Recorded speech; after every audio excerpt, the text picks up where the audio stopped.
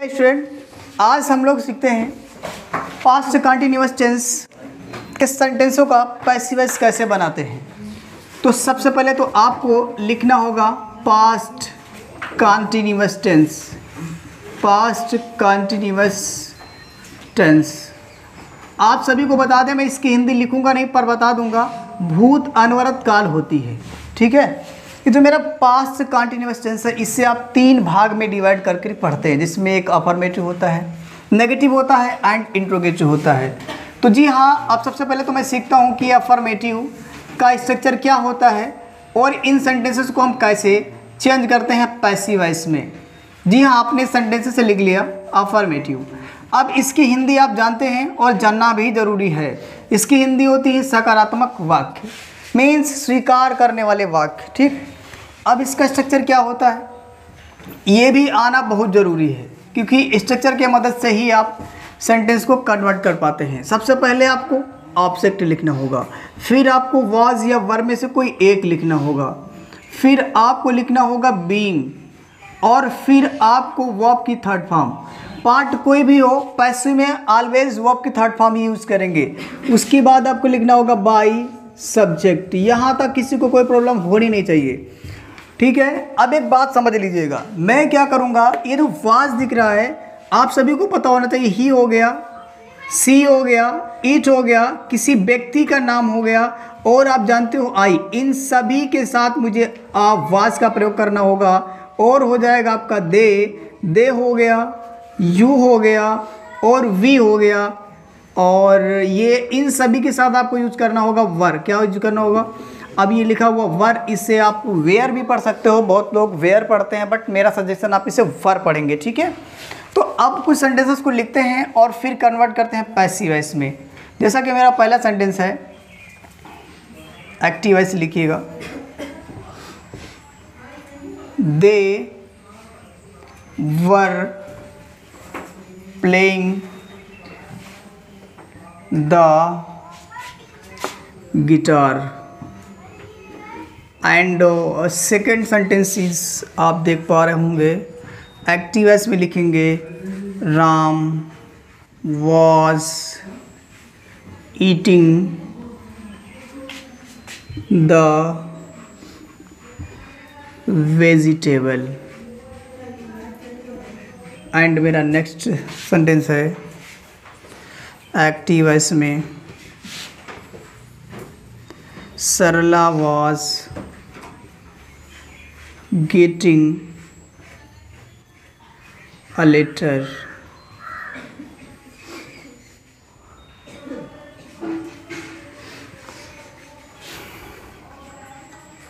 अगला सेंटेंस है मेरा, they are, sorry they was होगा, दे वर होगा, दे वर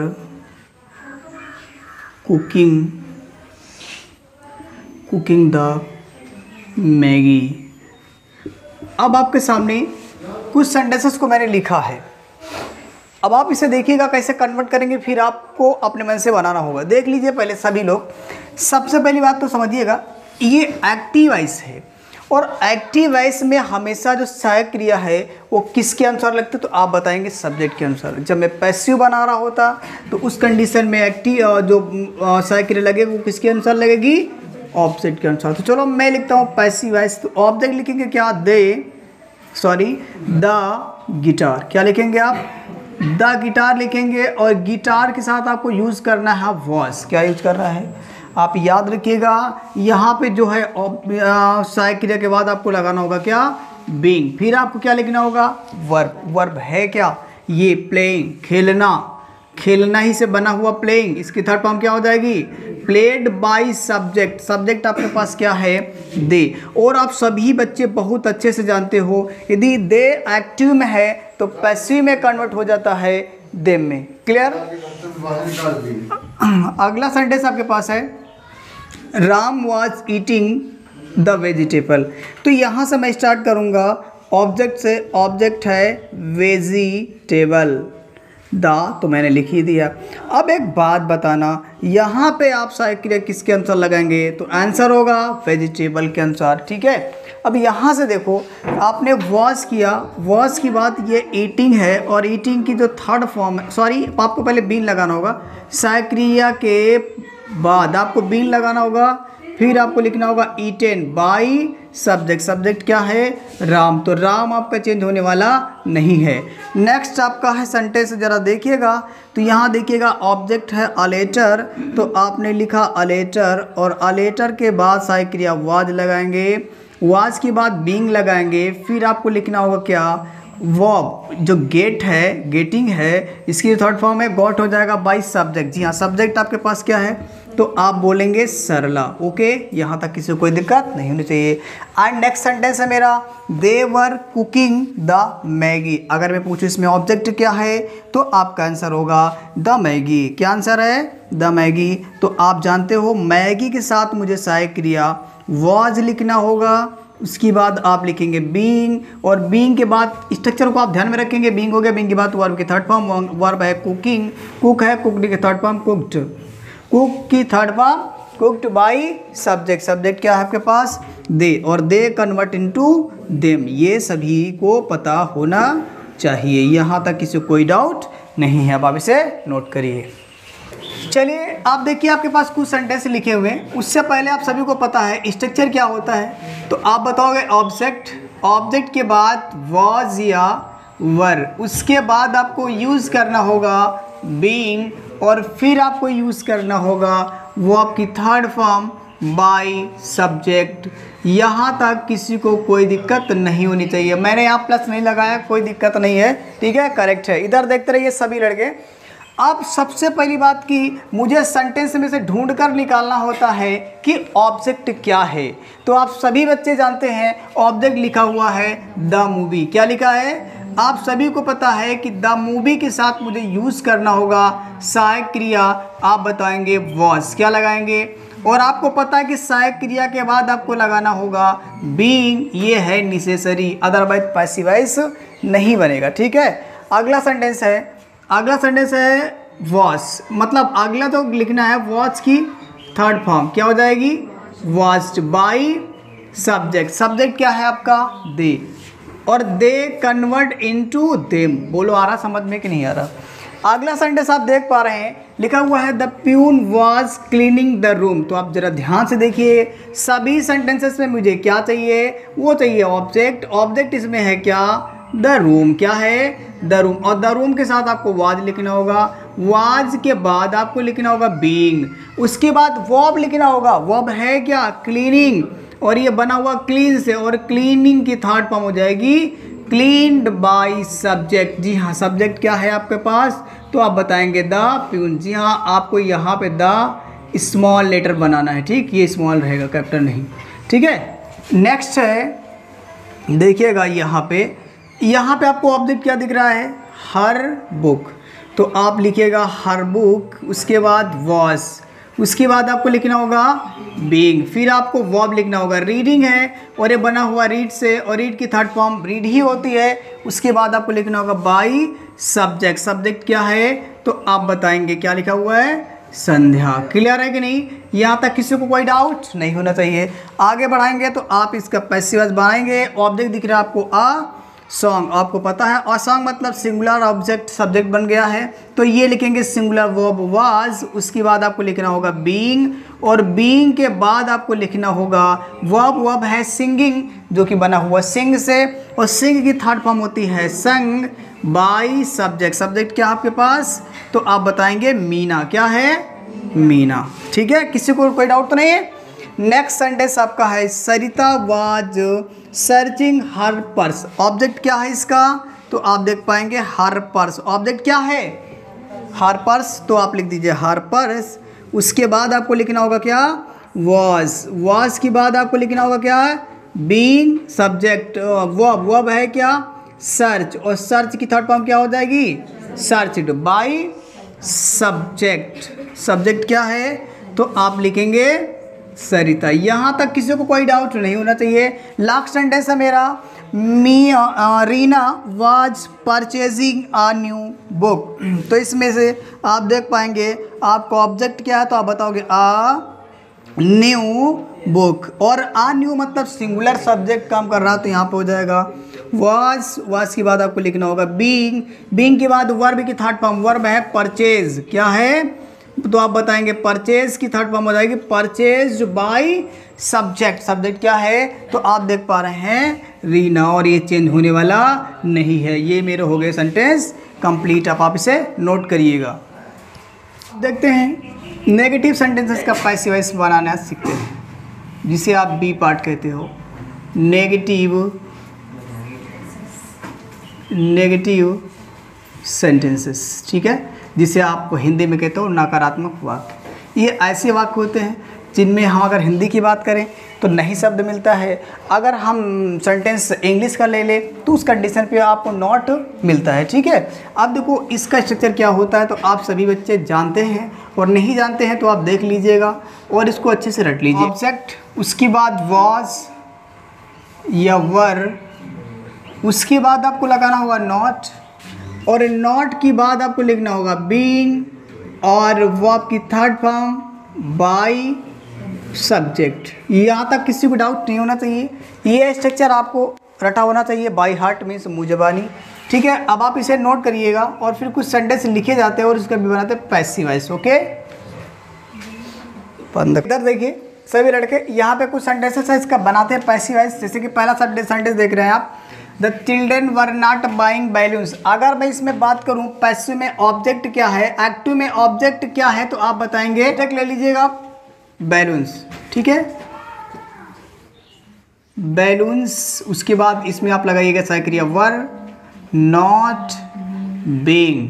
अब लिखना होगा आपको वर्ब है आपको क्या दिख रही है, बाय, और बाय के third form bought, by subject है आपके पास क्या, तो आप बताएंगे द चिल्ड्रेन, ठीक है ना। नेक्स्ट सेंटेंस है मेरा, the students were not reading their chapter. Object में क्या लेंगे आप, दियर चैप्टर, क्या लेंगे आप, तो आप बताएंगे दियर चैप्टर्स। उसके बाद आप लिखोगे वर, फिर आप लिखोगे नॉट, फिर आपको लिखना होगा बीइंग, फिर आप क्या लिखेंगे वर्ब है क्या, तो आप बताओगे रीड, और रीड की थर्ड फॉर्म क्या हो जाएगी, रीड ही रहेगी। रीडिंग बना हुआ रीड से, तो हो जाएगा थर्ड फॉर्म रीड, ठीक है। आगे बढ़ाइएगा तो हो जाएगा बाय सब्जेक्ट क्या आपके पास, द स्टूडेंट्स, क्लियर। अगला सेंटेंस आपके पास क्या है, तो अब आप देख पा रहे होंगे, Yuvraj was not doing a job in this company. तो इसमें आपको ऑब्जेक्ट क्या मिला है, तो आप बताओगे अ जॉब, क्या लिखोगे आप, अ जॉब वॉज नॉट की बाद आपको लिखना होगा बीइंग। उसके बाद आप लिखेंगे क्या, तो आप बताएंगे बीइंग हो गया वर्ब, डू की थर्ड फॉर्म डन, मतलब जो डूइंग बना हुआ डू से बना और डू की थर्ड फॉर्म डन होती है। और इन दिस कंपनी लिखेंगे आप, और इसके बाद लिखना होगा बाय सब्जेक्ट, और सब्जेक्ट क्या आपके पास, युवराज, ठीक है, युवराज। यहाँ तक किसी को कोई दिक्कत नहीं होनी चाहिए। अगला सेंटेंस है मेरा, she was not speaking English fluently. तो इसमें ऑब्जेक्ट आपको क्या दिखा, तो आप बताएंगे इंग्लिश, क्या ऑब्जेक्ट है, इंग्लिश वाज नॉट की बाद बीइंग, उसकी स्पीक की थर्ड फॉर्म स्पोकन, क्लियर। फिर आपको लिखना होगा वर्ब हो गया, और ये बचा वो फ्लुएंटली को आप लिख दीजिएगा फ्लुएंटली, और फ्लुएंटली के बाद आपको लिखना होगा बाय सब्जेक्ट, और सब्जेक्ट आपके पास क्या है, सी, और सी कन्वर्ट हो जाएगा हर में। यहाँ तक सभी को समझ में आ रहा होगा। अगला सेंटेंस आपके पास बचा हुआ लास्ट, तो लास्ट सेंटेंस है, तो आप बताओगे इसमें से ऑब्जेक्ट क्या है, तो आप बताओगे यहाँ से ये सम न्यू बैंगल्स, क्या लिखोगे आप, सम न्यू बैंगल्स। ये पूरा आपका ऑब्जेक्ट है, इसके साथ आप वर लगाएंगे, और उसके बाद आपको लिखना होगा नॉट, फिर आपको लिखना होगा क्या, बीइंग लिखेंगे। उसके बाद वर्ब है क्या, देख पा रहे हैं, बाय की थर्ड फॉर्म क्या हो जाएगी, वॉच। फिर आप बाय सब्जेक्ट क्या है आपके पास, अंजलि, तो आप लिखिएगा यहाँ पर अंजलि। यहाँ तक कोई दिक्कत नहीं है। अब आप इसे नोट कर लीजिएगा। अब देखते हैं पास्ट कंटिन्यूअस टेंस का सी पार्ट, जिसे आप कहते हो interrogative sentence. Interrogative sentences, interrogative sentences. अब आप पहले एक बात समझिएगा मेरी ध्यान से। आप सभी बच्चे जानते हैं कि इंट्रोगेटिव की हिंदी क्या होती है, तो आप बताएंगे प्रश्नवाचक वाक्य। क्लियर है? अब एक काम करो, जो ये इंट्रोगेटिव होता है आपका दो टाइप का होता है, ठीक है। फर्स्ट टाइप होता है वो हमेशा, अगर हम हिंदी की बात करें तो क्या से प्रारंभ होगा, और इंग्लिश की बात करेगा तो हमेशा सहायक क्रिया से प्रारंभ होगा। जैसे कि आपको पता होना चाहिए कि पास्ट कंटिन्यूएशन की सहायक क्रिया क्या होती है, तो आप बताएंगे वाज या वर। क्लियर है? अब देखिए सबसे पहली बात ना, तो हम यहाँ लिख देते हैं फर्स्ट टाइप।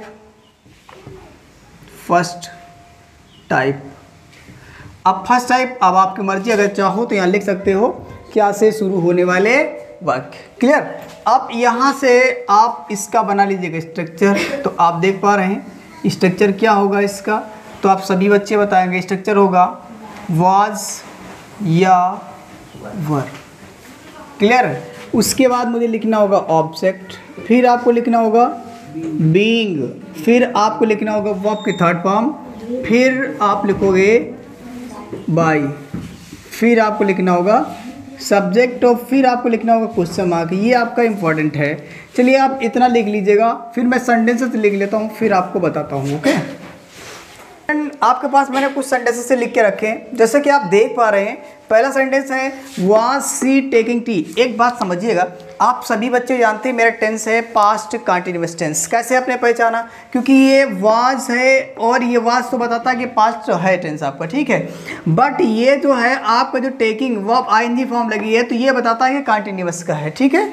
तो आप समझिएगा, सबसे पहली बात, जब मैं पैसिव बना रहा हूँगा तो उस कंडीशन पे वाज या वर में से कोई एक लगाएंगे, और वो किसके अनुसार लगाएंगे? ऑब्जेक्ट के अनुसार। और यहाँ देखिए ये वाज या वर किसके अनुसार लगा हुआ है, तो आप बताएंगे सब्जेक्ट के अनुसार। बात समझ पा रहे कि नहीं? सबसे पहली बात तो ये कि चलो इसमें ढूंढो ऑब्जेक्ट क्या है। तो आप सभी को मैंने बताया था ऑब्जेक्ट का पता लगाने के लिए आप किसका प्रयोग करते हैं? क्या मतलब व्हाट का। वैसे आप प्रयोग पता लगा सकते हैं कि वह क्या पी रही है, तो आंसर मिला क्या मतलब टी, और टी ही मेरा क्या होगा? ऑब्जेक्ट। और टी के अनुसार से पैसिव में भी ये क्या? वाज ही रहेगा। अब आप जरा देखिएगा, वाज वर में से कोई एक लगाया, ऑब्जेक्ट लिखा, फिर बीइंग कंपलसरी है। सब्जेक्ट कोई भी फैमिली का हो, टेंशन लेना नहीं है, बीइंग आपको लगाना होगा। वर्ब की थर्ड फॉर्म, वर्ब है टेकिंग, और टेकिंग टेक से लिखा गया है, तो टेक की हम थर्ड फॉर्म लगाएंगे, हो जाएगा टेकन, ठीक है। टेकन होगा बाई, और बाई लिखेंगे क्या आप? सब्जेक्ट। सब्जेक्ट मेरे पास क्या है? सी। आप सभी बच्चे जानते हैं कि यदि एक्टिव में सी है तो पैसिव में बनता है हर। आप सभी बच्चे जानते हैं। नेक्स्ट सेंटेंस है वर दे प्लेइंग द हॉकी। जी हाँ, वो क्या खेल रहे हैं, तो आंसर मिला, आप बताएंगे हॉकी। और क्या से आंसर मिलने ही वाला आपको क्या होता है? आप बताओगे ऑब्जेक्ट होता है। अब यहाँ दे के अनुसार वाज लिखा हुआ था, और इसके बाद जब हम हॉकी लिखेंगे, हॉकी के अनुसार आप किस में चेंज कर देंगे? वाज में। बात समझ पाए कि नहीं? वर के हिसाब से, दे के हिसाब से वर था, बट हॉकी के हिसाब से क्या हो जाएगा? Was the hockey. क्लियर है? यहाँ तक किसी को कोई दिक्कत नहीं होनी चाहिए। ऑब्जेक्ट आ गया, उसके बाद आपको क्या लगाना होगा? बीइंग, ठीक है, कोई दिक्कत नहीं है। बीइंग हो के बाद वर्ब प्ले, प्ले की थर्ड फॉर्म क्या होती है, तो आप बताएंगे प्लेड। बाई सब्जेक्ट, सब्जेक्ट है आपका दे, और दे कन्वर्ट इनटू देम, ये सभी को पता होना चाहिए। नेक्स्ट सेंटेंस है मेरा were you plucking the flower. Answer मिला, ऑब्जेक्ट क्या है आपका? फ्लावर, और फ्लावर के हिसाब से ये हो जाएगा वाज द फ्लावर। क्या हो जाएगा? Was the flower. ये मेरा सहायक क्रिया है, ये मेरा ऑब्जेक्ट है। आप सभी जानते हो ऑब्जेक्ट की बात क्या लगाएंगे? बीइंग। और फिर आता है बीइंग के बाद वर्ब की थर्ड फॉर्म, वर्ब है प्लक से बना प्लकिंग, तो प्लक की थर्ड फॉर्म हो जाएगी प्लक्ड। प्लक्ड हो जाएगा बाय सब्जेक्ट, सब्जेक्ट मेरा है यू, और यू कन्वर्ट इनटू यू। ये बात आप सभी को समझ में आनी चाहिए। अगला सेंटेंस है मेरा was I teaching you English today. तो सबसे पहली बात, अब यहाँ देखिएगा आई के हिसाब से ये वाज लगा है, बट जब हम पैसिव बनाएंगे तो यू को पहले लाएंगे, तो यू के साथ सहायक क्रिया वर लगती है, इसीलिए आपको यू लगाना होगा। फिर ऑब्जेक्ट के बाद बीइंग लगाना होगा, वर्ब टीचिंग, और टीचिंग की थर्ड फॉर्म हो जाएगी टॉट। और जो बचा पहले लिख दो इसको, टॉट, ये लिखेंगे आप इंग्लिश। उसके बाद आपको लिखना होगा टुडे, उसके बाद आपको लिखना होगा बाई सब्जेक्ट। सब्जेक्ट आपका है इंग्लिश कन्वर्ट इनटू मी, आई कन्वर्ट इनटू मी। यही आपके हो गए सेंटेंस, आप इसे नोट करिएगा। चलिए अब आगे देखते हैं। अगला सेंटेंस है मेरे पास, was he reading a novel. आप एक बात समझिएगा, सबसे पहले ऑब्जेक्ट चाहिए और आप देख पा रहे हैं ऑब्जेक्ट में लिखा आ नोवेल। आ नोवेल है तो आ नोवेल के साथ आप सहायक क्रिया वाज का प्रयोग करोगे, उसके बाद ऑब्जेक्ट में लिखोगे आ नोवेल और उसके बाद आपको लिखना, देखिएगा यहाँ पे मैंने स्ट्रक्चर लिखा, ऑब्जेक्ट हो गया, फिर आपको लिखना होगा बीइंग। आप लिखेंगे बीइंग, उसके बाद वर्ब है क्या रीड, और रीड की थर्ड फॉर्म रीडी होती है, आप लिखोगे बाई सब्जेक्ट। सब्जेक्ट आपके पास ही और ही कन्वर्ट होता है हिम में। ये बात सभी को याद में रहना चाहिए। अब यहाँ वाज गरिमा के अनुसार लगा हुआ है और जब मैं पैसिव बनाऊंगा तो ये आएगा मी के अनुसार, ठीक है। मी अब बदल के आ जाएगा आई, तो फिर भी आप आई के साथ वाज का ही प्रयोग करोगे। उसके बाद आपको लिखना होगा क्या, बीइंग। ये ऑब्जेक्ट हो गया आपका, आगे लिखेंगे बीइंग। वर्ब है क्या, टीचिंग, और टीचिंग की थर्ड फॉर्म हो जाएगी टॉट। टॉट आज समझ पा रहे हैं ना, टॉट। उसके बाद क्या लिखना होगा, ये आप पूरा लिख दीजिए ग्रामर टुडे, ठीक है। इसको आप पूरा लिख दीजिएगा ग्रामर और टुडे। उसके बाद आप लिखेंगे बाई सब्जेक्ट। सब्जेक्ट क्या है, गरिमा। और आप सभी जानते हैं किसी का नाम आप चेंज नहीं कर सकते हो, ठीक है। गरिमा हो गया। आगे बढ़ाइएगा, अगला सेंटेंस है वर दे वाचिंग द टीवी, ठीक है। अच्छा एक बात समझो, इसमें दो ऑब्जेक्ट थे, यदि आप चाहें ग्रामर से करना तो ग्रामर से कर लीजिएगा, बट आपको याद होना चाहिए इस मी से पहले क्या लगाना होगा आपको, टू, बाकी करेक्टर रहेगा, कोई परिवर्तन नहीं होगा। आगे ये वर लगा हुआ दे के अनुसार जब पैसिव बनाएंगे तो ऑब्जेक्ट है द टीवी, और द टीवी के अनुसार आप लिखेंगे वाज द टीवी। अच्छा टीवी क्या है आप जानते हो ना, तो आप बताओगे ऑब्जेक्ट है, ठीक है। उसके बाद ऑब्जेक्ट के बाद क्या लगाना होगा, बीइंग, और बीइंग के बाद वर्ब है क्या, वाज, और वाच की थर्ड फॉर्म क्या हो जाएगी, वाज। आगे आप टुडे लिख दीजिएगा और टुडे के बाद आप लिखना होगा बाई सब्जेक्ट। सब्जेक्ट आपके पास क्या है, दे, और दे कन्वर्ट इनटू दे। बोलो समझ पा रहे कि नहीं। नेक्स्ट सेंटेंस आपके पास क्या दिया है, were you sending a letter. जरा देखिएगा, वर यू के अनुसार है और जब पैसिव बनाएंगे तो किसके अनुसार आएगा, किसके अनुसार आएगा, अ लेटर के अनुसार। तो अ लेटर ये आपका हो जाएगा यहाँ पे वाज अ लेटर। अब यहाँ तक किसी को दिक्कत नहीं होनी चाहिए। ऑब्जेक्ट हो गया, ऑब्जेक्ट के बाद आपको बीइंग लिखना होगा, वर्ब सेंडिंग, और सेंड की third form sent, by subject. Subject क्या है, यू। यहाँ तक किसी को डाउट नहीं होना चाहिए। अगला सेंटेंस है मेरा, was Rekha cleaning the room. अब देखो ऑब्जेक्ट क्या है इसमें, द रूम है, तो द रूम के अनुसार यहाँ वाज ही रहने वाला, चेंज नहीं होगा, और यहाँ हो जाएगा रूम। आगे आप बताइएगा, ऑब्जेक्ट के बाद आपको लिखना होगा बीइंग, फिर आप वर्ब। क्लीनिंग की थर्ड फॉर्म हो जाएगी क्लीन्ड, क्या हो जाएगा, क्लीन्ड बाई सब्जेक्ट, और सब्जेक्ट आपके पास क्या है, रेखा, और रेखा आपका रेखा ही रहेगा, ये परिवर्तित नहीं होगा। नेक्स्ट है आपका, were we playing the hockey in the field. जी हाँ, ऑब्जेक्ट ढूंढिएगा, ऑब्जेक्ट है क्या आपका द हॉकी, और द हॉकी के अनुसार ये वर्ड चेंज हो जाएगा वाज में,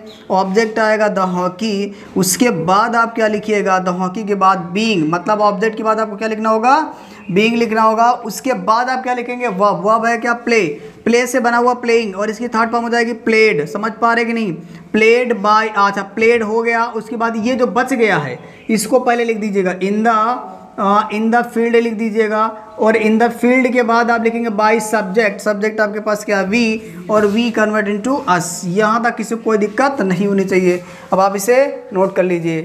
देखिए अब मैं सीख लेता हूँ सेकंड टाइप का पहले स्ट्रक्चर, और फिर लिखता हूँ कुछ सेंटेंसेस, उसका बनाता हूँ पैसिव वॉइस। जी हाँ, तो आप सभी बच्चे जानते हैं इसका आप लिखिएगा स्ट्रक्चर, और स्ट्रक्चर आपका होगा, सभी लोग जानते हो सब कुछ सेम रहेगा।